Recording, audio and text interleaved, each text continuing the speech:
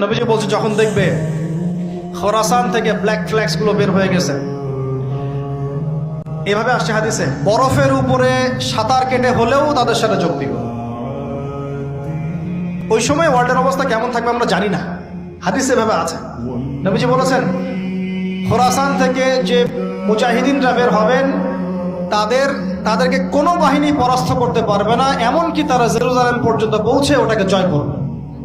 হাদিস আসছে, কিছু করার নেই। হাদিস সহিহ না জয়ীফ না জাল, ওলামায়ে কেরামকে জিজ্ঞেস করে নি, এটা হাদিস আছে, কিছু করার নেই। পৃথিবীর ভবিষ্যৎ লেখা হয়ে গেছে।